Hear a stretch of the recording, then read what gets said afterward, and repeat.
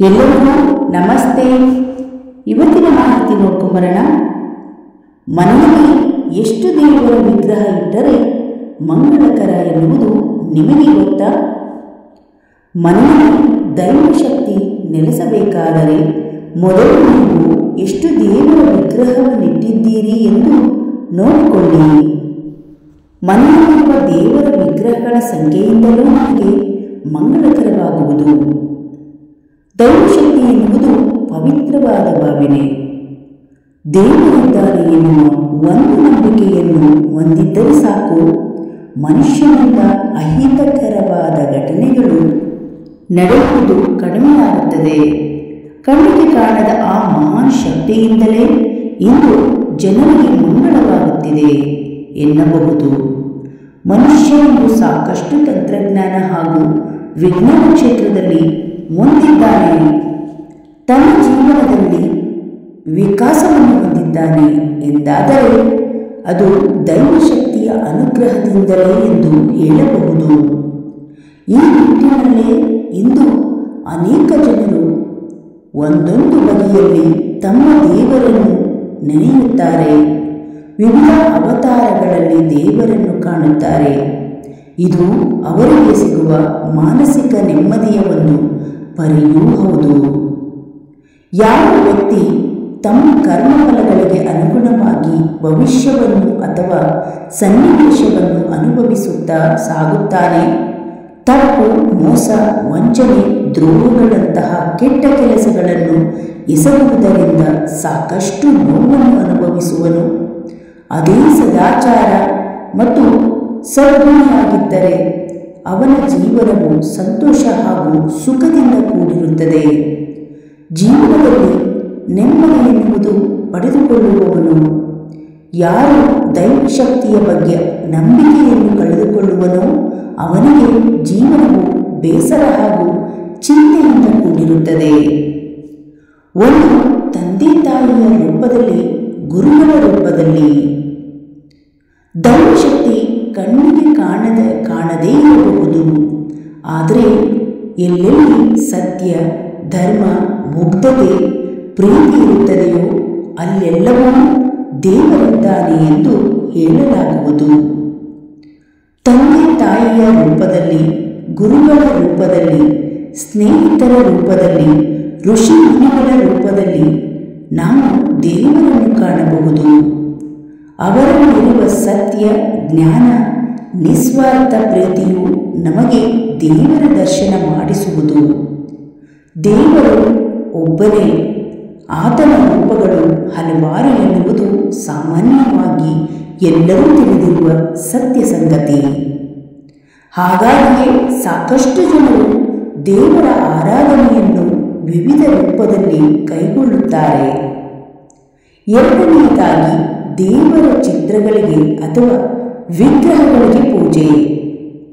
ಮನೆಯಲ್ಲಿ ಹಬ್ಬ, ವ್ರತ ಹಾಗೂ ವಿಶೇಷ ಪೂಜೆಯನ್ನು ಸಲ್ಲಿಸುವುದರ ಮೂಲಕ ದೇವರ ಪ್ರೀತಿಗೆ ಪಾತ್ರರಾಗಲು ಜನರು ಹಂಬಲಿಸುತ್ತಾರೆ. ಅಲ್ಲದೆ ತಮ್ಮ ತಪ್ಪುಗಳನ್ನು ಕ್ಷಮಿಸಿ ಒಳಿತನ್ನು ಆಶೀರ್ವದಿಸು ಎಂದು ಕೇಳಿಕೊಳ್ಳುತ್ತಾರೆ. ಮೂರನೆಯದಾಗಿ ದೇವರಿಗಾಗಿ ಒಂದು ಕೋಣೆ ಅಥವಾ ಪೀಠ. ವ್ಯಕ್ತಿ ತಾನು ವಾಸವಾಗಿರಲು ಕಟ್ಟುವ ಮನೆಯಲ್ಲಿ ತನ್ನನ್ನು ಕಾಯುವ ದೇವರಿಗಾಗಿ ಒಂದು ಕೋಣೆ ಅಥವಾ ಪೀಠವನ್ನು ನಿರ್ಮಿಸುವುದು ಸಹಜ. ಅಂತೆಯೇ ಅದರಲ್ಲಿ ತನ್ನ ಭಕ್ತಿಯ ಹಾಗೂ ಪೂರ್ವಜರು ಆಚರಿಸಿಕೊಂಡು ಬಂದ ಪದ್ಧತಿಯನ್ನು ಮುಂದುವರಿಸಿಕೊಂಡು ಹೋಗಲು ದೇವರ ಮೂರ್ತಿಯನ್ನು ಇಟ್ಟು ಆರಾಧನೆ ಮಾಡುತ್ತಾರೆ. ಹೀಗೆ ಮೂರ್ತಿಯ ಆರಾಧನೆ ಮಾಡುವುದರಿಂದ ಮನೆಯಲ್ಲಿ ಶಾಂತಿ, ನೆಮ್ಮದಿ ಹಾಗೂ ಮನೆ ಮಂದಿಗೆ ಶ್ರೇಯಸ್ಸು ದೊರೆಯುವುದು. ನಾಲ್ಕನೆಯದಾಗಿ ವಾಸ್ತುಶಾಸ್ತ್ರ ಹಾಗೂ ಧಾರ್ಮಿಕ ಚಿಂತನೆಗಳಿಗೆ ಅನುಗುಣವಾಗಿ ಹೇಳುವುದಾದರೆ, ವಾಸ್ತುಶಾಸ್ತ್ರ ಹಾಗೂ ಧಾರ್ಮಿಕ ಚಿಂತನೆಗಳಿಗೆ ಅನುಗುಣವಾಗಿ ಹೇಳುವುದಾದರೆ ಮನೆಯಲ್ಲಿ ಸೂಕ್ತ ಸಂಖ್ಯೆಯಲ್ಲಿ ದೇವರ ವಿಗ್ರಹವನ್ನು ಇಟ್ಟು ಪೂಜೆಯನ್ನು ಸಲ್ಲಿಸಬೇಕು. ಅದು ಮನೆಯ ಅಭಿವೃದ್ಧಿ ಹಾಗೂ ಮನೆ ಮಂದಿಯ ಮನಸ್ಸಿಗೆ ನೆಮ್ಮದಿಯನ್ನು ತಂದುಕೊಡುವುದು. ನಿಮಗೂ ನಿಮ್ಮ ಮನೆಯಲ್ಲಿ ಶಾಂತಿ ನೆಲೆಸಬೇಕು, ಮನೆ ಮಂದಿಗೆ ಶ್ರೇಯಸ್ಸು ದೊರೆಯಬೇಕು ಎನ್ನುವ ಬಯಕೆ ಇದ್ದರೆ ಮೊದಲು ದೇವರ ಮನೆಯಲ್ಲಿ ಯಾವ ದೇವರ ಮೂರ್ತಿ ಹಾಗೂ ಎಷ್ಟು ಮೂರ್ತಿಗಳನ್ನು ಅಥವಾ ವಿಗ್ರಹಗಳನ್ನು ಇಟ್ಟು ಪೂಜೆಯನ್ನು ನಡೆಸುತ್ತಿದ್ದೀರಿ ಎನ್ನುವುದರ ಬಗ್ಗೆ ಅರಿವನ್ನು ಹೊಂದಬೇಕು. 5ನೇದಾಗಿ, ಮನೆಯಲ್ಲಿ ವಿಗ್ರಹದ ಪೂಜೆ ಮಾಡಬೇಕಾ ಅಥವಾ ಮಾಡಬಾರದಾ ಎನ್ನುವ ಮಾಹಿತಿಯನ್ನು ನೋಡೋಣ ಬನ್ನಿ. ವಿವಿಧ ಧರ್ಮಗಳಲ್ಲಿ ಹಿಂದೂ ಧರ್ಮವು ತನ್ನದೇ ಆದ ಪವಿತ್ರತೆ ಹಾಗೂ ತತ್ವಗಳನ್ನು ಒಳಗೊಂಡಿದೆ. ಇತರ ಧರ್ಮಗಳಿಗೆ ಹೋಲಿಸಿದರೆ ಹಿಂದೂ ಧರ್ಮದಲ್ಲಿ ದೇವರನ್ನು ವಿಗ್ರಹದ ರೂಪದಲ್ಲಿ ಕಾಣುತ್ತಾರೆ. ಹಾಗಾಗಿ ವಿಗ್ರಹ ಪೂಜೆಯನ್ನು ನಂಬುತ್ತಾರೆ. ವಿಗ್ರಹವನ್ನು ಪೂಜಿಸುವುದು ಹಾಗೂ ಭೌತಿಕ ವಸ್ತುಗಳಲ್ಲೂ ದೇವರನ್ನು ಕಾಣಲು ಹಂಬಲಿಸುತ್ತಾರೆ.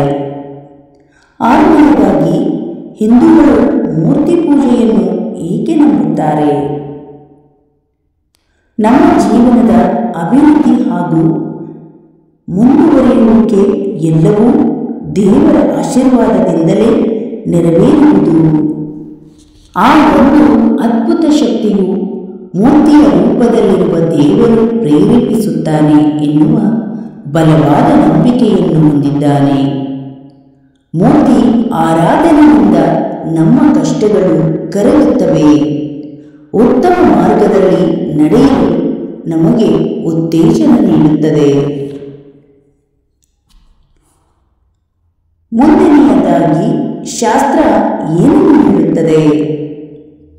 ಹಿಂದೂ ಶಾಸ್ತ್ರದ ಪ್ರಕಾರ ಹಿಂದೂಗಳು ತಮ್ಮ ಪ್ರತಿಯೊಂದು ಮನೆಯಲ್ಲೂ ದೇವರ ಮನೆಯನ್ನು ಅಥವಾ ಕೋಣೆಯನ್ನು ಹೊಂದಿರಬೇಕು. ಅದರಲ್ಲಿ ವಿಗ್ರಹ ಪೂಜೆಯು ನಡೆಯಬೇಕು. ಅದಕ್ಕಾಗಿ ಕೆಲವು ನಿಯಮ ನಿಷ್ಠೆಗಳು ಅಥವಾ ನೀತಿ ನಿಯಮಗಳ ಪ್ರಕಾರ ಪೂಜೆ ನಡೆಯಬೇಕು ಎಂದು ಹೇಳುತ್ತದೆ. ಇದರಿಂದ ಮನೆ ಮಂದಿಗೆ ಹಾಗೂ ಮನೆಗೆ ಶ್ರೇಯಸ್ಸು ದೊರೆಯುವುದು ಎಂದು ಹೇಳಲಾಗುವುದು. 7ನೇದಾಗಿ, ನೆನಪಿಟ್ಟುಕೊಳ್ಳಬೇಕಾದ ವಿಷಯಗಳು.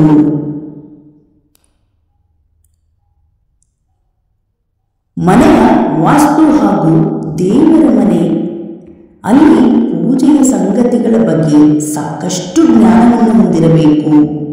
ಆಗಲೇ ನಾವು ಸೂಕ್ತ ರೀತಿಯಲ್ಲಿ ದೇವರ ಪೂಜೆ ಹಾಗೂ ಶ್ರೇಯಸ್ಸನ್ನು ಹೊಂದಲು ಸಾಧ್ಯ. ಅದಕ್ಕೆ ಸಂಬಂಧಿಸಿದಂತೆ ಕೆಲವು ವಿಶೇಷ ಮಾಹಿತಿಗಳು ಹಿಂದೆ ನೀಡಲಾಗಿದೆ. 8ನೇದಾಗಿ, ಪ್ರತ್ಯೇಕವಾದ ಪೂಜಾ ಕೋಣೆ. ಪ್ರತ್ಯೇಕವಾದ ಪೂಜಾ ಕೋಣೆ ಇರಲಿ. ಮನೆಯ ನಿರ್ಮಾಣದ ಸಂದರ್ಭದಲ್ಲಿ ಅದರ ಸೌಂದರ್ಯ ಹಾಗೂ ಪೀಠೋಪಕರಣಗಳ ಆಯ್ಕೆ ಬಹಳ ಪ್ರಮುಖವಾದದ್ದು ಎಂದು ಎಲ್ಲರೂ ಭಾವಿಸುತ್ತಾರೆ. ಅಂತೆಯೇ ಅದರಲ್ಲಿ ವಾಸ್ತು ಹಾಗೂ ದೇವರ ಮನೆಯ ನಿರ್ಮಾಣಕ್ಕೂ ಸೂಕ್ತ ಗಮನ ಹಾಗೂ ಪ್ರಾಶಸ್ತ್ಯ ನೀಡಲಾಗುತ್ತದೆ. ಏಕೆಂದರೆ ಅದು ಮನೆಯ ಅಭಿವೃದ್ಧಿಗೆ ಪ್ರಮುಖವಾದ ಸಂಗತಿಯಾಗಿದೆ. 9ನೇದಾಗಿ, ಅಡುಗೆ ಮನೆಯ ವಿರುದ್ಧ ದಿಕ್ಕಿನಲ್ಲಿ ಇಡಬಾರದು. ಅಡುಗೆ ಮನೆ ವಿರುದ್ಧ ದಿಕ್ಕಿನಲ್ಲಿ ಇಡಬಾರದು. ಅಡುಗೆ ಮನೆಯು ಮನೆಯೊಳಗೆ ಶುದ್ಧವಾಗಿರುವ ಸ್ಥಳ ಎಂದು ಪರಿಗಣಿಸಲಾಗುವುದು. ಅಲ್ಲಿ ಎಲ್ಲವೂ ಸ್ವಚ್ಛ ಹಾಗೂ ಆರೋಗ್ಯಕರವಾಗಿರಬೇಕು ಎಂದು ಪರಿಗಣಿಸಲಾಗುವುದು. ಕೆಲವರು ಕಸದ ಬುಟ್ಟಿಯನ್ನು ಅಡುಗೆ ಮನೆಯ ಒಳಗೆ ಇರಿಸಿಕೊಳ್ಳುತ್ತಾರೆ. ಇದು ಅತ್ಯುತ್ತಮವಾದ ವಿಧಾನವಾಗಿರುವುದಿಲ್ಲ. 10ನೇದಾಗಿ, ದೇವರ ಮನೆಯ ಸ್ಥಳ. ನಾವು ದೇವರನ್ನು ಪೂಜಿಸುವ ಸ್ಥಳ ಶುದ್ಧ ಹಾಗೂ ಪವಿತ್ರತೆಯಿಂದ ಕೂಡಿರಬೇಕು. ಹಾಗಾಗಿ ಮನೆಯಲ್ಲಿ ಯಾವುದೇ ಕಾರಣಕ್ಕೂ ಟಾಯ್ಲೆಟ್ ಬಳಿಯಲ್ಲಿ ದೇವರ ಮನೆಯನ್ನು ನಿರ್ಮಿಸಬಾರದು. 2 ಅಂತಸ್ತಿನ ಮನೆಯನ್ನು ನಿರ್ಮಿಸುತ್ತೀರಿ ಎಂದಾದರೆ ಕೆಳಗಡೆ ದೇವರ ಮನೆ ಇರುವ ಸ್ಥಳದ ಮೇಲ್ಭಾಗದಲ್ಲಿ ಟಾಯ್ಲೆಟ್ ಅನ್ನು ನಿರ್ಮಿಸಬಾರದು. 11ನೇದಾಗಿ, ಮನೆಯಲ್ಲಿ ವಿಗ್ರಹಗಳ ಸಂಖ್ಯೆ ಎಷ್ಟಿರಬೇಕು? ಮನೆ ಮತ್ತು ದೇವಸ್ಥಾನ ಎರಡೂ ಭಿನ್ನವಾದ ಸಂಗತಿ. ಮನೆಯಲ್ಲಿ ದೇವರ ಮನೆಯು ಒಂದು ಭಾಗವಾಗಿರುತ್ತದೆ, ಆದರೆ ದೇವಸ್ಥಾನವು ಮನೆಯಾಗಿರುವುದಿಲ್ಲ. ಏಕೆಂದರೆ ಮನುಷ್ಯ ತನ್ನ ನಿತ್ಯ ಚಟುವಟಿಕೆಗಳಲ್ಲಿ ಮನೆಯು ಸೂಕ್ತವಾಗಿರುತ್ತದೆ. ಅವೆಲ್ಲವೂ ದೇವಸ್ಥಾನದಲ್ಲಿ ನಡೆಯಬಾರದು. ಭೌತಿಕ ಪ್ರಪಂಚವನ್ನು ಆನಂದಿಸಲು ಒಂದು ಸ್ಥಳವಾಗಿರಬೇಕು. ಅಂತೆಯೇ ದೇವರನ್ನು ಆರಾಧಿಸಲು ಅಥವಾ ನೆನೆಯಲು ಒಂದು ಪವಿತ್ರವಾದ ಸ್ಥಳ ಪ್ರತ್ಯೇಕವಾಗಿರಬೇಕು. ಒಂದು ದೇವಸ್ಥಾನದಲ್ಲಿ ದೇವರ ವಿಗ್ರಹಗಳು ಮತ್ತು ಫೋಟೋಗಳು ಹಲವಾರು ಇರಬಹುದು, ಆದರೆ ಮನೆಯೊಳಗೆ ಇರುವ ದೇವರ ಮನೆಯಲ್ಲಿ ದೇವರ ವಿಗ್ರಹ ಇಡಲು ಒಂದು ಮಿತಿ ಇರುತ್ತದೆ.